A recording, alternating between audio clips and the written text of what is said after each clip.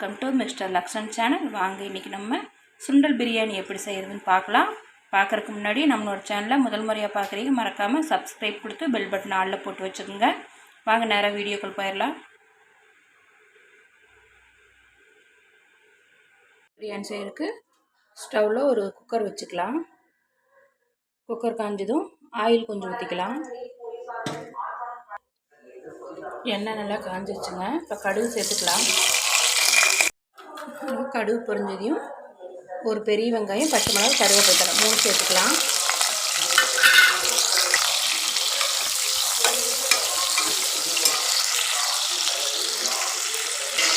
பாருங்கள் நல்லா வணங்கிடுச்சு. இப்போ நான் இஞ்சி பூண்டும் சின்ன வெங்காயம் குறைன்னு அரைச்சி வச்சுருக்கேன், 2 சேர்த்துக்கலாம்.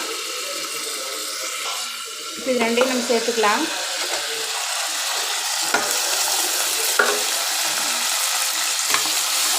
நல்லா கலக்கி விடுங்க.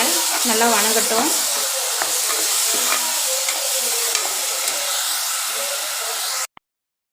பாருங்க வெங்காயம் இஞ்சி பூண்டெல்லாம் நல்லா வணங்கிடுச்சுங்க.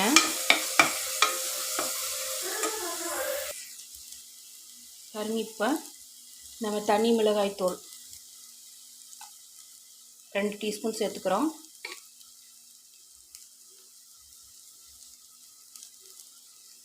பட்டை, கிராம்பு, ஏலக்காய் பவுடர் பண்ணி வச்சுருக்காங்களா, அது 1 டீஸ்பூன் சேர்த்துக்கிறோம். இது எல்லாம் கலந்து விடுங்க. இந்த வெங்காயத்தோடு நல்லா கலந்து விடுங்க. இது கருகிடக்கூடாது. பார்த்து அடுப்பில் சிம்மில் வச்சு கலந்து விடுங்க.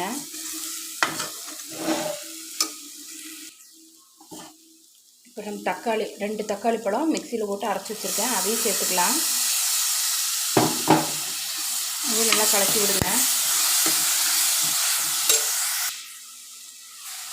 இது நல்லா எண்ணெய் பிரிஞ்சு வர வரைக்கும் நல்லா வணக்கிக்கிங்க, பச்சை வாசனை போக வரைக்கும். பாருங்கள் இப்போ நம்ம வேக வச்ச சுண்டல் சேர்த்துக்கலாம்.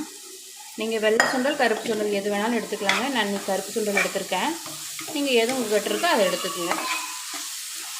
இது நல்லா கலக்கி விடுங்க.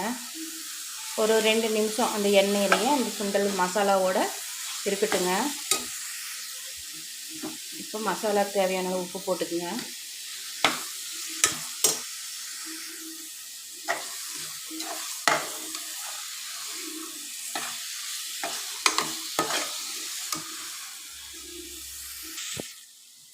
பாருங்கள் எல்லாம் நல்லா வணங்கிடுச்சு. இப்போ நம்ம அரிசி சேர்த்துக்கலாம். அரிசி சேர்த்தோன்னே தண்ணி ஊற்றிடாதீங்க. இந்த அரிசி நல்லா இந்த சூட்டில் ஒரு நிமிஷம் இல்லை ஒரு 1.5 நிமிஷம் அளவு நல்லா ஒரு கிண்டி விடுங்க.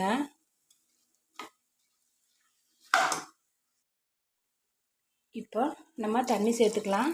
நான் எங்கள் வீட்டு அரிசிக்கு ஏற்ற மாதிரி நான் தண்ணி எடுத்திருக்கேன். நீங்கள் உங்கள் வீட்டு அளவு அரிசி எவ்வளோன்னு உங்களுக்கு தெரியும், அது மாதிரி அதுக்கு தகுந்தாப்படி நீங்கள் தண்ணி எடுத்துக்குங்க. இப்போ பிரியாணிக்கு தேவையான அளவு உப்பு எடுத்துக்கங்க. நான் முதலே மசாலாவில் உப்பு போட்டிருக்கேன், சுண்டைக்கல்ல வேக வைக்கல உப்பு போட்டிருக்கேன். நீங்கள் பார்த்துட்டு உப்பு போட்டுக்குங்க. எல்லாம் நல்லா கலக்கி விடுங்க.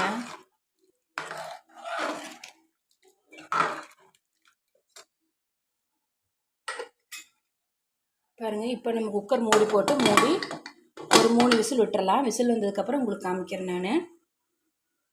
வாங்க பாருங்கள் நல்லா 3 விசில் விட்டு எடுத்துட்டேன்.